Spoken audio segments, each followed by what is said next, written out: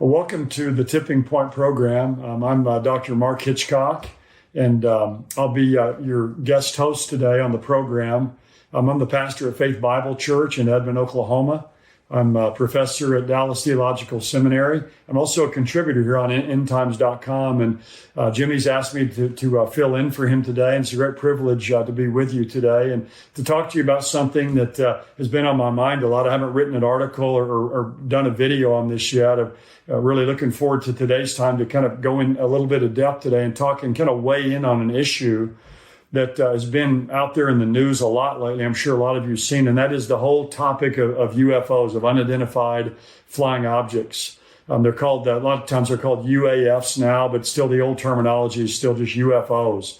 And as many of you know, I'm sure you've seen in the news that the government here recently has kind of done a data dump where they've just let out all of this information that's been previously classified about UFOs. And some really startling videos have been released, and on a lot of the major news networks, they've had experts come on that they're interviewing, talking about just this whole phenomenon of UFOs.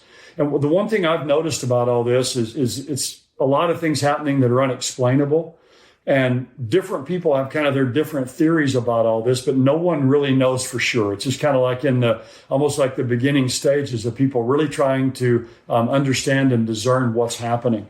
So I thought I will weigh in on this today. And what I want to do is I want to just talk a little bit about UFOs in general and tell you a story about kind of my interest in this and how I came to have a little bit more information about this. And I want to draw some conclusions at the end that I think will be helpful for you. So basically, my interest in UFOs started about 30 years ago.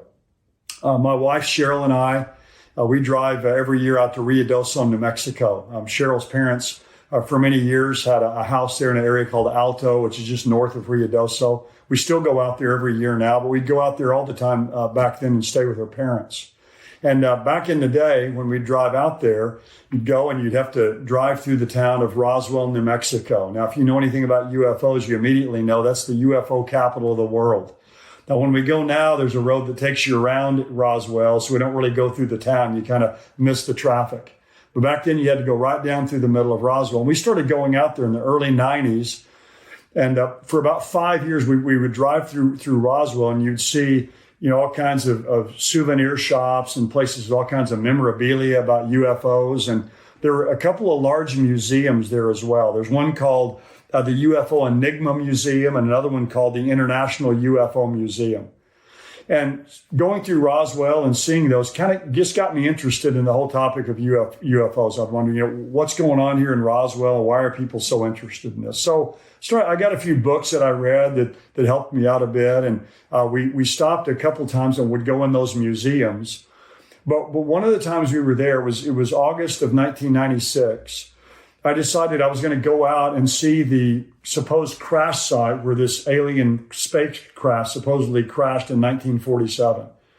And so in one of the museums there, they had a man you could contact, and you could go out there and set up a time with him to meet, and he'd take you out to this crash site because he's the man that owns this land. So kind of just to back up a little bit on a couple things, this crash allegedly took place in July of 1947. That's the kind of this hallmark date really for those who study UFOs. But that summer there was a great time of UFO activity. In basically June and July of 1947, there were hundreds of UFO reports. Now there'd been some from ancient times. People would report things that were strange, but there was a real cluster of them in June and July of 1947. Kenneth Arnold in Washington State was a pilot. And in the summer of 1947, in June, he saw several flying discs in the air. And he's the one that came up with the title of flying saucers. And really the mother of all of these sightings, though, is, again, this alleged crash outside of Roswell, New Mexico in early July of 1947. So in August of 1996, my wife and I were there. She was there with me, had our two boys, and I left them for several hours and met the man who owns the land there named Hub Korn. And so I drove about 20 miles north of Roswell and met Hub there along the highway. I left my car there and drove down into this place that's on his land.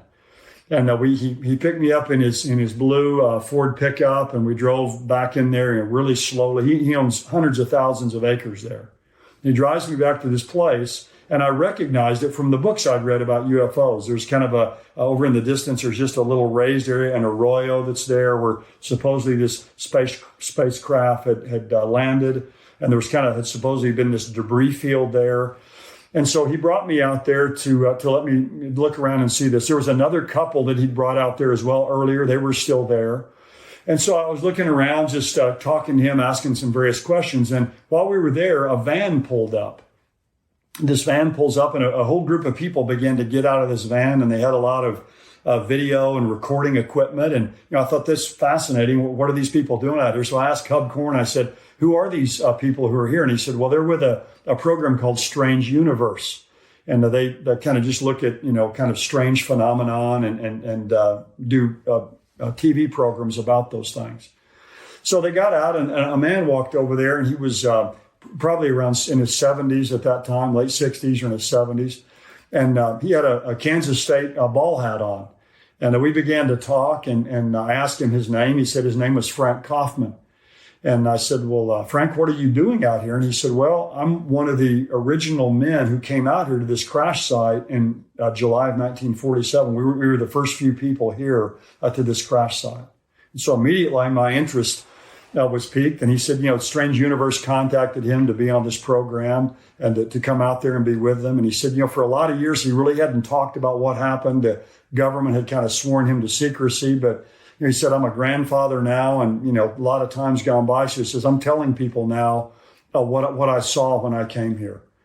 So I asked him, I said, well, do you mind telling me what you saw when you came out here? And I actually wrote down years ago what he said. And so I want to just read to you what I wrote down after I got finished with my conversation with him.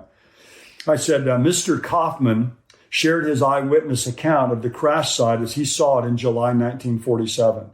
He pointed out where he saw the vessel resting and described it. It was unlike anything he'd ever seen before. I listened intently as he said that it contained no fuel, but had pods underneath which experts believe somehow extracted power from the atmosphere. However, the most interesting information he shared concerned the aliens that he observed. He told me that one humanoid-looking being about 4 feet tall was lying on the ground not far from the ship. He pointed out the place where he saw this being. He took me over and showed me. And then he said another being was halfway out of the hole in the side of the vessel, and 3 other beings were inside what he called this spacecraft. And he said all of the beings were still and lifeless. He talked further about the disposal of the bodies and the cleanup of this debris field that it was left behind. And he spoke very matter-of-factly to me about the entire incident. And so we talked in detail about this, and I said, well, could this have been a weather balloon? Because initially, when the reports came out, it came out that this was an alien spacecraft. But about a day or two later, in all the papers in that area, it began to say, no, this was just a weather balloon. And he told me, he said, there's no way it's a weather balloon. And I said, did it look like a helicopter? Did it look like an airplane? He said, it didn't look like anything that he had ever witnessed before. And it's interesting standing there talking to somebody like this because, again, this is a man who's a grandfather. Again, he's wearing a baseball cap that has the Kansas State mascot on there. He's not being paid any money to talk about this, and yet he's telling me what he saw. And again, the thing that was the most fascinating to me, I think, is these humanoid figures or humanoid beings that he saw lying there. And so, that caused my mind to start really whirling and stirring. And I was a skeptic. I admit I was a doubter about all this when I went out there that day. I'd read some books about it, but I thought, a lot of people are probably just kind of making these things up or just kind of stretching and exaggerating the truth. Well, that was really, again, the mother of all of these UFO events. And every year in Roswell, there's a big UFO festival. And back in 2021 was the largest one they've ever had. And that was even when COVID was still around. So this is something that people are extremely interested in, obviously, today. So, one of the questions that comes up then about all of this when someone thinks about this or starts to think it through is, what are these UFOs? And that's what people are trying to answer today. Really, all kinds of experts out there is that they're seeing all these images that have been released by the government that they've never seen before. The research I've done tells me that about 95% of what people claim to see is explainable. It's naturally occurring events. It can be, lights in the sky, or again, weather balloons or satellites or all kinds of things. So most of it has some kind of a natural explanation. But there's about 5% of what is happening that is not explainable naturally. They defy the laws of physics.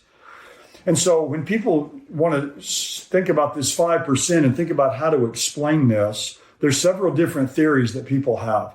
Some will say that these are maybe test aircraft or test, spaceships that the United States government has that we don't really know about. Maybe there's something out in, hidden out in Area 51 in Nevada. Maybe it's, some kind of aircraft or spacecrafts that China has, or that Russia has, or that some other nations have that's, some kind of really advanced technology. But again, if you watch any of these videos, you'll see some object, that's going along at, an unbelievable speed and just makes a right turn. And so they defy the law of physics. And you'd think if Russia or China or some enemy of the United States had this unbelievable kind of advanced technology, they'd probably use it to take over the world. So it doesn't seem likely to me that this is some human technology that's been invented. Others will say, many people say, well, these are aliens. They're beings from, somewhere from some further galaxy than we live in that are traveling here and that are investigating us or gaining information or want to have contact with us. So there's all kinds of theories. And of course, there's all kinds of movies, about that, the War of the Worlds and, Independence Day and E.T. And there's this incredible, spate of movies about this because people are fascinated with this topic. Now, people often ask, well, is it possible that there are beings who live on other planets somewhere? I guess from our study of the Bible, we'd have to say it's possible, but I don't think it's likely. The Bible gives us no indication that there's any created intelligent life other than angels and human beings here on the earth. And a lot of people that believe in, aliens that are coming from other planets, they also believe in evolution. You'll say, well, life evolved here. So, why wouldn't we want to believe that life has evolved, somewhere else on other planets? But again, we don't believe in evolution. We believe that God created the heavens and the earth, and that God created the earth, and he created the earth in a unique position. And on the earth, he created mankind, who's the pinnacle of God's creation that he made in his image. And it seems to me that if God has created beings on other planets somewhere, that would go against what the Bible tells us about man being the pinnacle of God's creation made in the image of God. And it's very complicated theologically, because you think if there are beings in other places and they've sinned, then what kind of provision has been made for their sin? So to me, it's a real complicated issue to talk about, beings that live in other places. The other explanation for this, and the one that makes the most sense to me, is that it's possible these parts of these events that we can't explain, these UFO events we can't explain, could be demonic.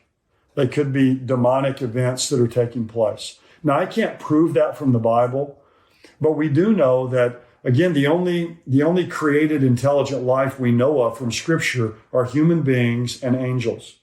And again, if these aren't being made by humans, these UFOs, they're not from aliens. The only other possible created life that's intelligent are angels. And there's two kinds of angels, according to the Bible. There's good angels and bad angels. There's fallen angels and unfallen angels. They're called elect angels and evil angels. And we know that good angels wouldn't be carrying out the kind of activities that we see in UFOs to try to confuse people or to cause this kind of sensation or to cause people to think there's beings that live on other planets.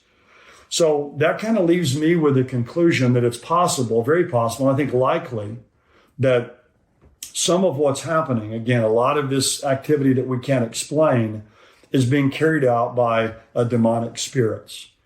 Now, that raises a lot of questions whenever I say that, but That's what I'm brought to, really, my own conclusion, because when you see this happening, it causes a lot of distress in people when they see, events taking place that they can't explain. Craft going at this aircraft or these spacecraft going at these incredible speeds, and then, making these 45-degree angle turns. It causes people distress. It causes deception, and it causes distraction in people's minds. So I don't think this is something that good angels, that unfallen angels would be doing. So my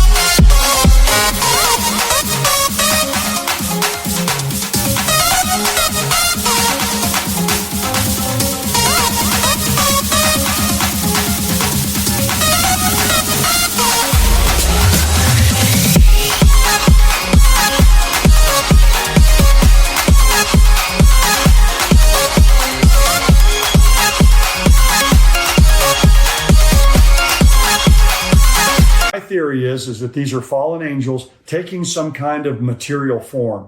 Now, that's a whole nother question. People will say, well, how could these demonic beings take this kind of material form? Well, we know throughout the Bible that angels often take material form. There's two angels that come and appear to Lot, in Sodom and Gomorrah. Angels appear to people throughout the Old Testament. In fact, sometimes when they appear, they look like human beings. Because over in the book of Hebrews, it says that, some people have entertained angels without knowing it or unaware. So they can take on some kind of form, even a human or a humanoid type form. Clearly from the Old Testament tells us that. So they can materialize, and you say, well, can they create, these kind of craft that they fly around in or move about in? I don't see why it's impossible for them to do something like that. So my understanding is these would be these demonic spirits to deceive people, to distract, to make people believe in alien life on other planets, to maybe confirm their belief in evolution. There's a lot of reasons why I think demons would be involved in this kind of activity. But a couple of things I wanted to mention about this I think are interesting. Whenever these entities appear, that no one tracks them like from outer space. They don't have radar, and they see them coming in from outer space from far away, and then they appear here and then track them going and leaving and going far away again. They just materialize and they dematerialize. They just appear and then they disappear. One man who's a very well-known student of UFOs is named John Keel. If you read any UFO writings, you'll see his name there a lot. This is a really interesting quote that he gives. Here's what he believes about this 5% that we can't explain of these UFO sightings. He says they're not extraterrestrial beings or spacecraft, but they're ultra-terrestrial, interdimensional beings. Now, that's a lot said there. They're not extraterrestrial. They're not spacecraft. They're ultra-terrestrial. They're interdimensional beings. In other words, they're beings that can move from one dimension to another dimension. Or again, they're what we could call ultra-terrestrials. They exist in some parallel dimension, and they can just appear in our dimension and disappear. Again, that's how angels are often pictured in Scripture, good angels when they appear. And we would assume that evil angels can do the same thing. In fact, I don't have time to get into this today. I'm sure Jimmy's talked about this before on endtimes.com, but the whole situation back in Genesis chapter 6 of the sons of God who come into the daughters of men, I take that there that those are fallen angels who took on a human form.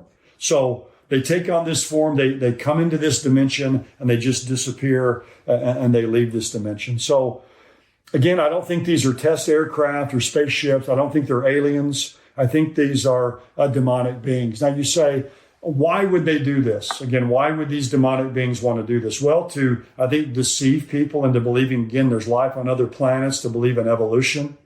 I think another reason they can do this is just to distract people away from the truth of the gospel, the truth of the Bible, just to get people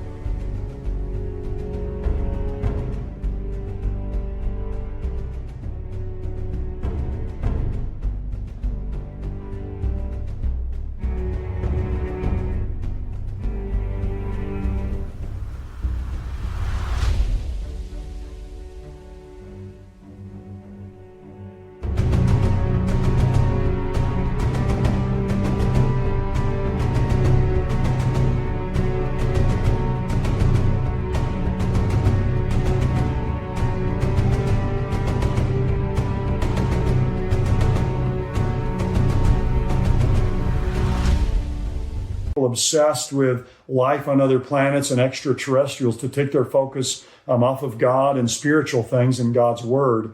But another reason could be a setup for the end times, so that one of these days, when millions of people disappear all over the earth in the event we know as the rapture, there'll be a ready explanation for this. A lot of people will say, well, this was just these UFOs, these beings from other planets who came and evaporated people off the earth, or snatched them away, or took them in some kind of a mass alien body snatching event that took place. So with all the deception in our world today, that's the kind of a thing that people could believe. It's a kind of deception Satan may be set up again for an explanation for this event we know as the rapture. One other thought about this that I think is fascinating is when you think about the year of 1947, that's when the UFO phenomenon really began in a massive way. Again, you had hundreds of UFO reports in June and July of 1947. And really, a lot of this didn't really become disseminated broadly till 1948. But think about the convergence of events back in 1947 and 48. It's almost like things went into hyperdrive really in those 2 years. So you have this whole UFO phenomenon that really takes off with Kenneth Arnold's sighting of the flying saucers and the event in Roswell. Also in 1947, the Dead Sea Scrolls were discovered. Another thing that happens during that period of time is basically the space age began as liquid hydrogen was developed. It allowed spacecraft to ultimately come into place. Kind of the nuclear age really began during that time. You also have, of course, on May the 14th of 1948, the rebirth of the modern state of Israel, which is really the super sign of the end times. Almost all the other prophecies of the end times hinge one way or another on Israel existing. And you also have the beginnings of the European common market in the years after World War II, which I think is an event that really began kind of in an embryonic form, the reuniting or reviving of the Roman Empire that I think is predicted in Daniel chapter 2 and Daniel chapter 7. So you have all this cluster convergence of events, 1947 and 1948. UFOs, Israel becoming a nation, the nuclear age, the space age, the discovery of the Dead Sea Scrolls, which are very important for biblical study, and also the beginning of the European common market. So all those things happening in this short period of time, I think, again, we're kind of put the events of the end times on a fast track. And from that point in time, things have taken off. And with Israel in place, the lights are kind of lighting up along the runway, if you will, preparing the way for the coming of Jesus Christ. So I don't think this UFO phenomenon that began back in the late 40s is accidental, and it's kind of its confluence with all these other events that are taking place.